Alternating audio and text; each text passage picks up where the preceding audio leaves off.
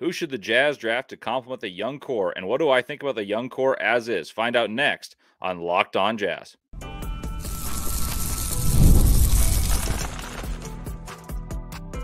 You are Locked On Jazz, your daily podcast on the Utah Jazz. Part of the Locked On Podcast Network, your team every day. Hello and welcome into Locked On Jazz. My name's Leif Thulin. I'm excited to be back with you guys and have the opportunity to fill in for David Locke a couple times for the next few weeks and throughout this summer. I'm a lifelong Jazz fan who's a credentialed NBA draft analyst for Locked On NBA Big Board, attendee of the 2023 NBA Combine, soon to be the attendee of the 2024 NBA Combine, Utah Jazz broadcast assistant and statistician, lover of college basketball, so I'll have you covered all draft season long. I like geeky numbers, maybe not as much as my boss, but I'll bring a unique perspective as a diehard college and NBA hoops fan and someone who's worked around the Utah Jazz for the past 3 years. So without further ado, thank you for making Locked On Jazz your first listen every day. And remember, Locked On Jazz is free and available on all platforms, including YouTube at Locked On Jazz, where the best way to help us grow is to comment anything below. And today's question is, who would you rather pick, Matas Buzelis, Ron Holland, or Cody Williams? That's something I'll be discussing in the first segment. I want to hear your input, and I'll do my best to get back to you when you comment below. Thanks for making Locked On Jazz your first listen every day. We are free and available, like I mentioned at the outset there. And as I said, I'll get back to your comments as best as I can. I appreciate each and every one of you guys, as do all the hosts on Locked On Podcast Network. And make sure to check out FanDuel. That's something that'll be really fun because your team every day will be covered on Locked On Podcast Network, and perhaps your team's in the playoffs or the play-in, and you can make plays and potentially win some money using FanDuel. So check out FanDuel, and that's who is sponsoring today's show. So thank you to FanDuel for making you guys potentially rich, hopefully. I'm not going to give any advice because I couldn't bet on the NBA all season as a Jazz employee, so I don't really know. But I hope you guys make some money, and I want to thank FanDuel for sponsoring the show. All right, well, let me take you through what we're going to talk about on the show. In the first segment, I'll discuss 3 of the players I believe to be the best candidates for the Jazz to select and where I rank them, and analyze their respective strengths and weaknesses, maybe concerns and areas for growth. And I'll get further into that as we get further into draft season, but I'm going to give you a general overview in the first segment. In the second segment, I'll review the seasons of the Jazz youngsters, the 3 rookies in particular, and give projections for the next season and areas they need to work on that are more specific than just numbers themselves. And in the final segment, I'll address some of what Danny Ainge mentioned about plans for the offseason, and then I'll say who I believe will still be on the roster this upcoming fall. All right, let's dive right in. The 3 draft picks I would deem as possible for the Utah Jazz at 8 or maybe higher. It could be a higher pick for the Utah Jazz, could be lower. There is a slim percentage of a chance that the Jazz don't hold the draft pick and it would convey to the Oklahoma City Thunder. But these 3 guys that I'm about to talk about, I think could be picked at 8, but talent-wise could be picked higher. And I could very easily see it happen that way, depending how they test, depending how they play in workouts. So we'll see. They have flaws, but they have the talent level to be worthy of a top 10, maybe even a top 5 pick. For clarification about my earlier comment about where the Jazz could be picking, they're not locked into 8. The Jazz have the 8th best odds to get number 1, which likely means pick 8, but the Jazz could move up. Should they move up, they would not be picking 5, 6, or 7, meaning they would jump into the top 4. So that's encouraging for the Utah Jazz if it's not 8. There's a 26% chance the Jazz are drafting within the top 4. That's not bad. That's more than a quarter, obviously. The Jazz at 8 is a 34.5% chance, 9 is a 32.1% chance, 10 is a 6.7% chance, and 11, which would lose the pick, is an under 1%. And for those of you who love math, 0.4% chance. While first pick is a 6% chance, second's about 6, third and fourth about 7. So, you know, there you go. That's where the Jazz could be picking. These 3 guys all have size, which is what appears to be where the Jazz want to head, because having small backcourts in years past, Donovan Mitchell and Mike Conley, and at this year, there was Sexton and George, obviously not at the same level. It just hasn't been conducive to success in the NBA as of late, at least. I'll begin to put out my draft boards with further in-depth analysis of my own rather than some kind of overstating things a little bit later. I'm working on them, and I will make sure to refer you to them as soon as they're posted. So let's start with G League Ignite's Ron Holland. He's 6'8", 195 pounds.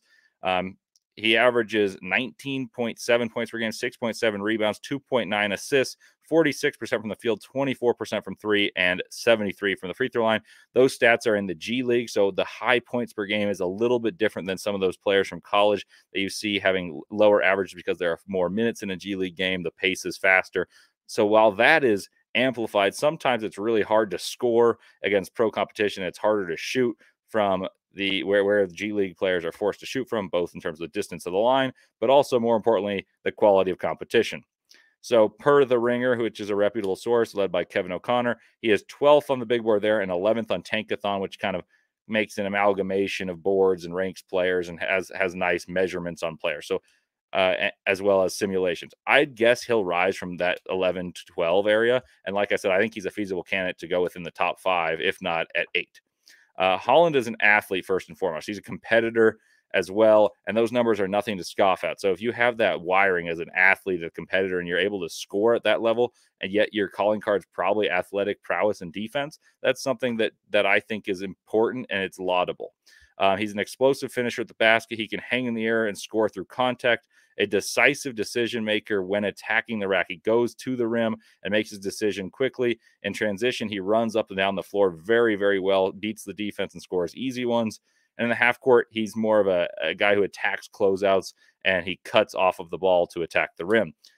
Defensively, I mentioned that's something that his skill set is conducive to being good at in the NBA. With a body type like he possesses and a kind of a wiring as a competitor, defenders typically are what you think of. He's a versatile defender with the mobility to switch into quicker players and the competitiveness to defend bigger players and not get beaten too much. He gets a lot of chase down blocks.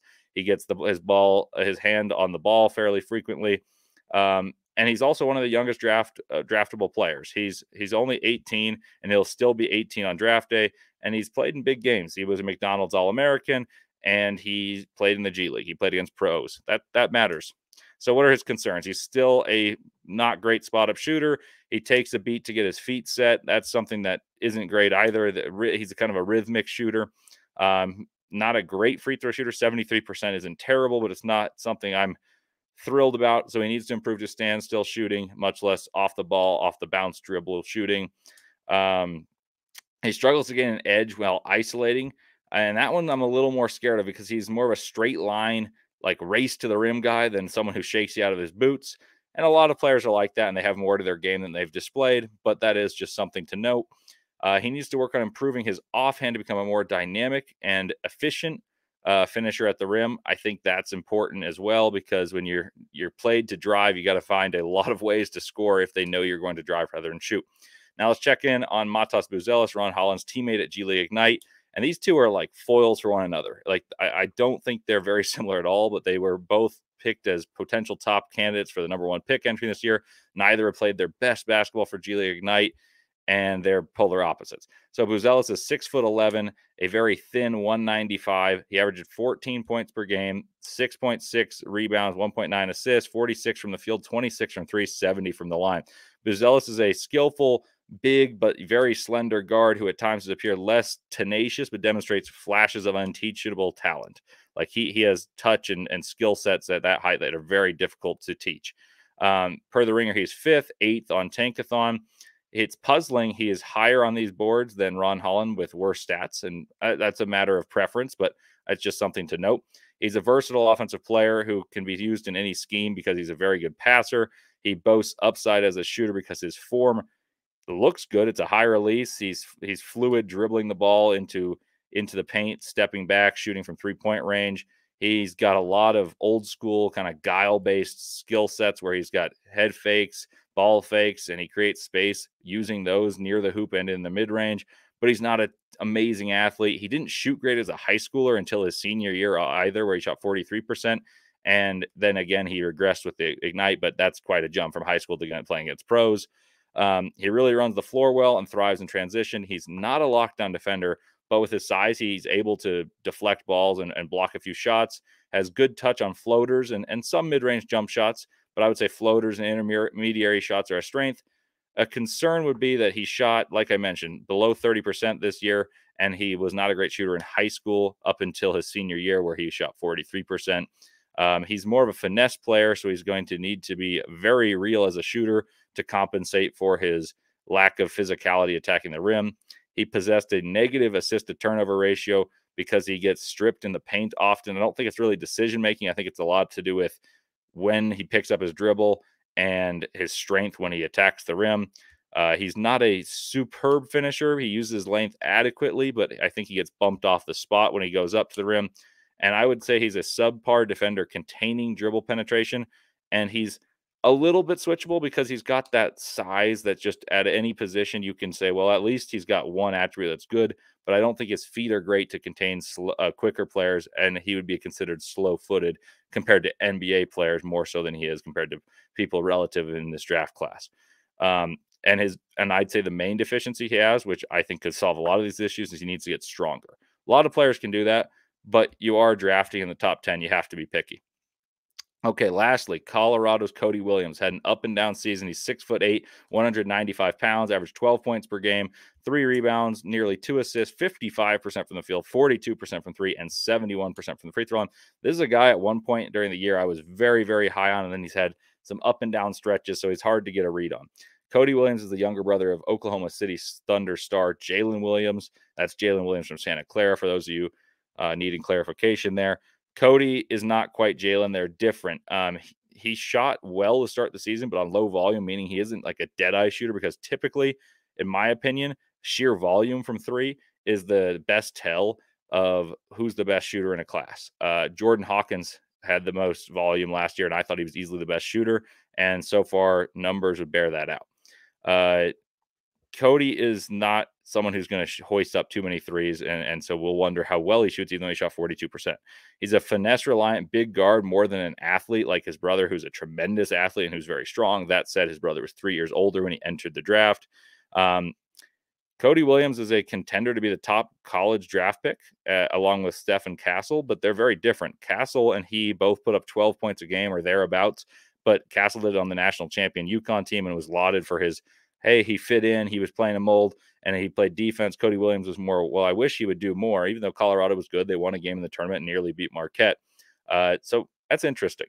Cody shot well in stretches, as I mentioned, but missed a lot of time, making him a tougher evaluation. His strengths are he's a fluid ball handler with the ability to get to the basket using either hand, finish from distance on floaters, or with either hand, like I mentioned, creates angles using his length. He's a long strider. He takes one step and he's by you. He's capable of making a lot of different passes from a lot of different angles, which is something that's very important to teams right now who are trying to use these jumbo facilitators to create advantages for their team. He makes good, quick decisions, makes the right reads, gives you hope for being a point forward. He hustles on defense. He played a lot of the year on one ankle. He was injured quite frequently, and that gives me more faith about his athleticism and defensive ability. Weaknesses: he's not an above-the-rim finisher. He's a below-the-rim leaper without at least burst off the bounce, which can lead to issues at the basket, being overly finesse-reliant. He's not a great three-point shooter despite his number, just because I think you see the hesitation, and he also lacks like this quick stop to shoot, like a lot of good twitchier guards have, and that gives me a little bit of pause. But once again, like Buzelis, the main issue for me is strength. In sum, these three prospects are actually three of my favorites in this class, especially for the Jazz, wherever they end up picking, due to their size of the position. And I tend to prioritize high potential, and keep listening for more in-depth prospect breakdowns for these guys and other candidates for the Jazz to draft in the future episodes. I'm going to try to give you trios just about every episode, maybe every other episode. So every day, or stay tuned to that. And up next, I'll tell you about the Jazz's latest flock of rookies and how they performed, and relative to my expectations this year, as well as my expectations for next year. But first, let me tell you about Yahoo Finance.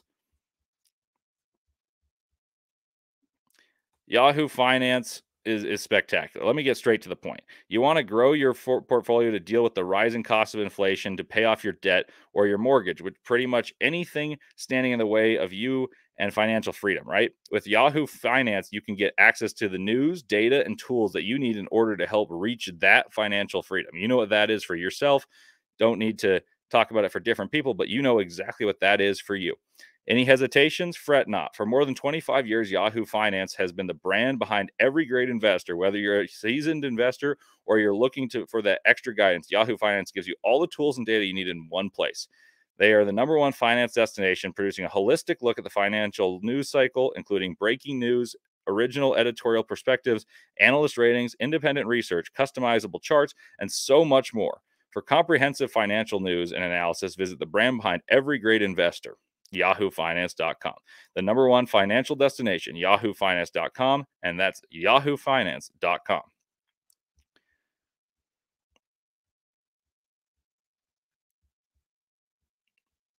And also, let me tell you about FanDuel. It's playoff time in the NBA and NHL, and baseball's in full swing as well in the MLB. And FanDuel is your place to bet on every single game. Right now, new customers get $150 in bonus bets guaranteed. That's $150. Are you kidding me? That's an amazing deal. Win or lose, you get $150 guaranteed dollars. Bet on anything from slap shots to home runs to slam dunks, and all that to tap in, all that on an app that all you have to do is tap in your app store, get FanDuel, and that's safe, secure, and easy to use. What are you waiting for? Visit FanDuel.com/lockedon and make your first bet with an automatic win. You make a bet and you win no matter what. FanDuel, America's #1 sportsbook. By the way, are you watching Fox Sports or ESPN or just TV all day in general, having to turn down the volume with all that shouting, all that noise that's becoming monotonous but annoying? Make sure to switch to Locked On Sports Today, a free 24/7 sports streaming channel program for you every day to bring the biggest stories without all that screaming. Locked On Sports Today brings you can't-miss analysis, opinions, and news, streaming 24/7 on YouTube or the free Amazon Fire TV channels app, part of the Locked On Podcast Network, your team every day. Well, welcome back to Locked On Jazz. Leif Thulin with you here in place of David Locke, and excited to be here. I love talking to you guys, and I'm thankful for you guys giving me the opportunity to talk to you about the Utah Jazz, whom I adore. The Jazz had a tumultuous season. I'm not telling any of you guys anything new. The Jazz rookie seasons were turbulent as well, starting by really struggling to start the year as a team, then breaking back to 500 through about 50 games. Then the fire sale that had the Jazz sputtered greatly down the stretch, losing a lot of basketball games. And I don't need to tell you guys all about that. We all witnessed it together. But that sputter provided optimism for the rookies just as much as the start provided a lot of trepidations about the rookies who were hardly playing. Through 50 games or so, the Jazz were saying, why isn't Hendricks playing? Why is he struggling in the G League? And then the final 30 games or so, the Jazz were wondering, well, has he passed Keonte George as the Jazz's best rookie? And the Jazz, throughout the earlier stretch, lamented the Jazz for not playing Hendricks, and complimented Keonte George for playing, and thought, well, we got to steal at 16. And that's very possibly true, and probably true. And I think it is true. But you gotta get rid of these narratives. So let's keep an even keel breakdown of their performances, absent of narratives, and let's start with Keonte George, who played the most of the three rookies. Keonte averaged 13 points per game, 2.8 rebounds per game, 4.4 assists per game, 39% from the field, 33.4% from three, and 85% from the free throw line on the season. That's 6th in points, 2nd in assists, 5th in minutes, 2nd in threes made, and 3rd in free throw attempts by all rookies. By any metric right there, that's a great season for a rookie, especially if selected outside of the lottery.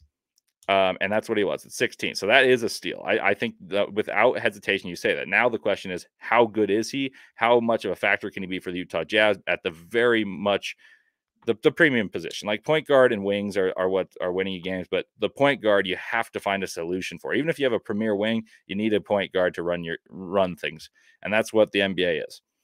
Keyonte didn't finish the season well, but few rookies do, and they have played as much and handled the workload that Keonte George did, and we'll get to that in a moment. He's drawn the funny thing is he's drawn this worry of, oh, is he our franchise point guard? Well, typically after 1 year, you'd be like, oh my goodness, do we have our franchise point guard, rather than, oh man, I don't know if he's our franchise point guard. Well, I think it's a good thing to even have that question. It's a fair concern, but it's a luxury to truly think about. So here's enough of the narratives. Here's Danny Ainge and what's pertinent about truly evaluating Keyonte. And I quote, he had some ups and downs, and I kind of liked that he had those ups and downs. I kind of liked the fact that in the scouting report, the most important person to stop on our entire team many nights the second half of the year was him. So the best defender was guarding him. The team defensive schemes were to stop him, and so he had to face some of that. He's way better at point guard now than he was at the start of the season. I'm still not sure he's a franchise point guard. I think he can play point guard, but I think that he can play off the ball too. And he's probably more comfortable with that at this moment in time. But this experience of learning the point guard position was a big step for him and just provides a lot of versatility for our team going forward. Okay, so that's Danny Ainge, and he kind of echoed my sentiment of it's a good thing that we saw it. And even if he's not the franchise, the point guard of the future, it's good to bear consideration that he could be, and there's a versatility for him, so he could maybe be a franchise player or a player that helps the franchise, if not the franchise player.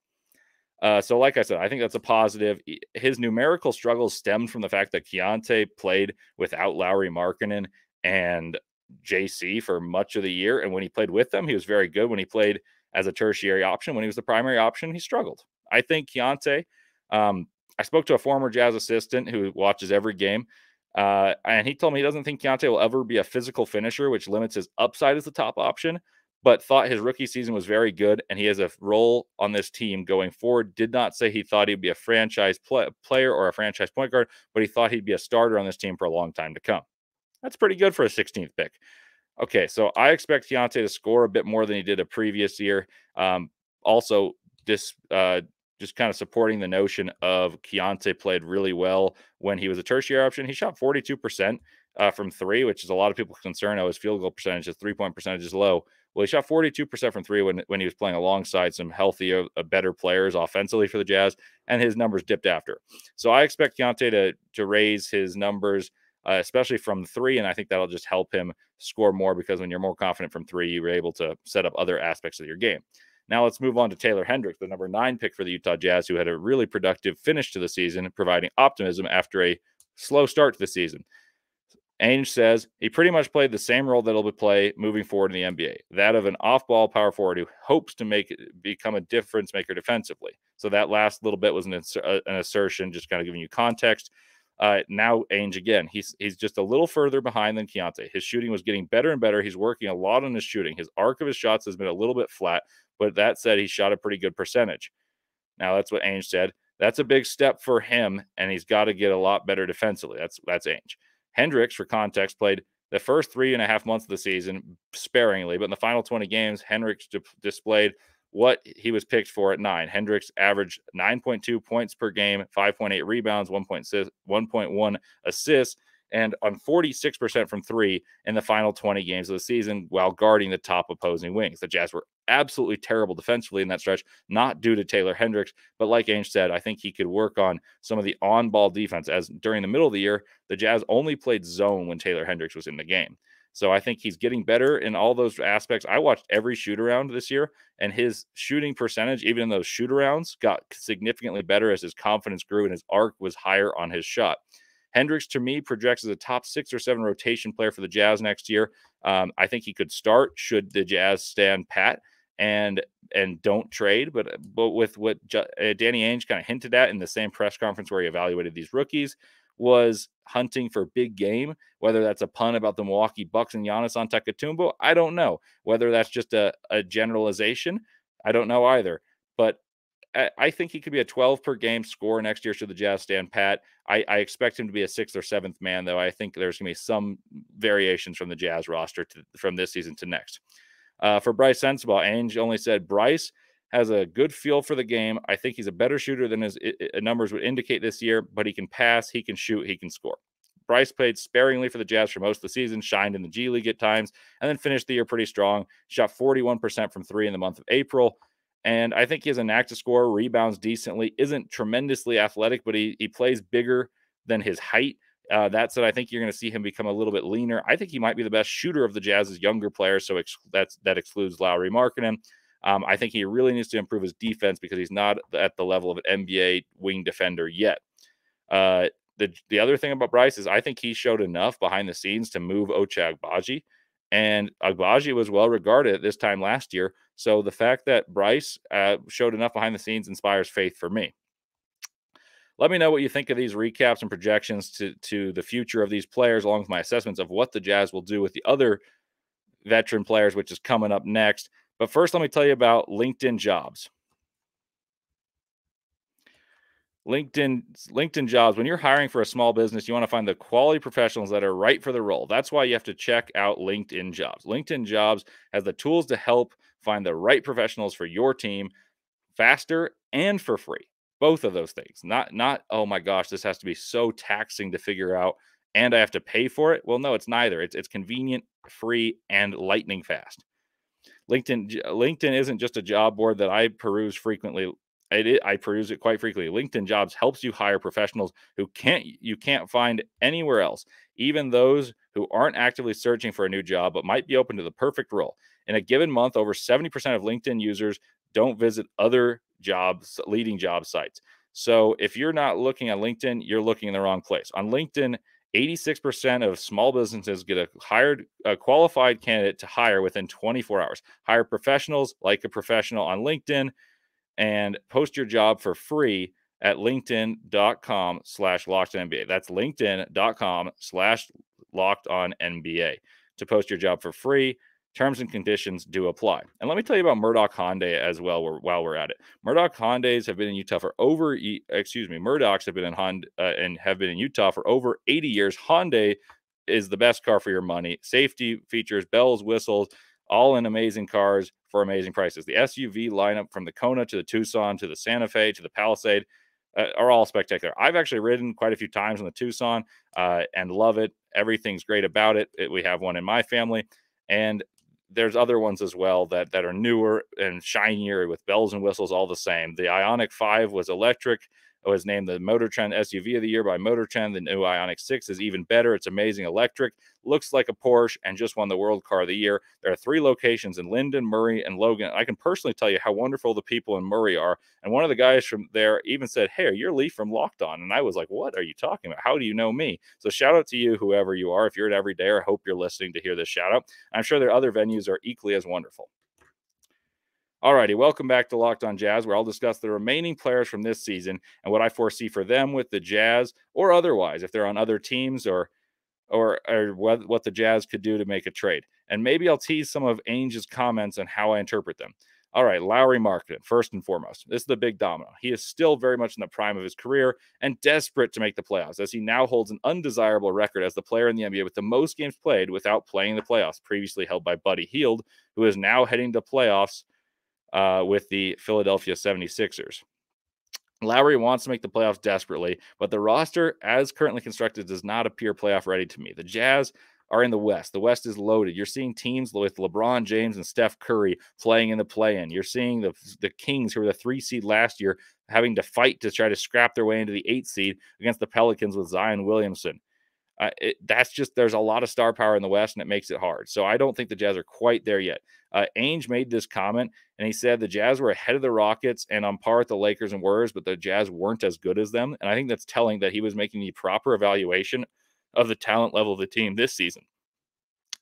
It's also important to note that the Jazz aren't as bad as the bad was at the end of this season, though. That was something that was unfortunate. You had to see the growth of some of the younger players, but that wasn't as bad as the Jazz are talent level. So they're somewhere in between. Lauri likely, in my opinion, stays, and the Jazz build around him as a co-star. And in my opinion, the Jazz should be patient and wait one more year before going all in with an excellent 2025 draft class. Cash in on draft picks. Can they get a star in that draft where there's plenty to have? Maybe use those draft picks that they have as assets and find a trade partner to give the Jazz an established, really good player to pair with Lauri Markkanen. I don't think Lauri gets traded this offseason, but you'll listen to anything. Ainge is known for making big trades, and they're not rash decisions. It's just a calculus. But I do think the Jazz will be not great for one more year, barring a big unforeseen trade of the ilk of getting a superstar. I've heard Trae Young be rumored. Giannis was the kind of the interpretation of the pun of big game hunting, meaning like the Bucks being a deer, but that one's more in jest, in my opinion. But maybe Danny Ainge has an ace up his sleeve. Okay, let's go to another player that I think has an interesting future with the Jazz. Collin Sexton is interesting because he made vast improvements from a season ago. It's possible it was because he was further removed from a knee injury and got some of his explosiveness back. And I think it was also something to do with role definition and ability to play more under control in order to play better. This is where it gets tricky to me, though. Sexton is better suited, in my opinion, as a 6th man in terms of his scoring as a undersized guard. That's more valuable as a sixth man than it is as a starter because he scores well. But how many teams have you seen have a guy that you would say that's the third, fourth best player on a team that's competing be 6'1" and score? Not a ton of them. Like Darius Garland is kind of that ilk, but we already saw the Cavs chose Darius Garland over Sexton, ironically enough. And the Cavs are looking a little bit troubled in the backcourt because he and Donovan Mitchell are both small and the front court's big and they don't shoot very well as a team. So I don't know if that's a perfect example, but Sexton, nonetheless, when the Jazz played their best, he was at his best as a starter, and he averaged 21 points a game as a starter with nearly 6 assists, nearly 3 rebounds as 51 games as a starter. He only averaged 14 points a game, 3.6 assists, 2.7 rebounds in 27 games off the bench this season. I believe he's likely to be a starter this upcoming season for the Jazz. But if the Jazz make a trade, watch out for Collin Sexton's name to be involved because his salary and his productivity match up with how trades are made in the NBA that make splashes. He's paid $18 million per year, and I think that's a tame salary for a productive player, and it's conducive to trade.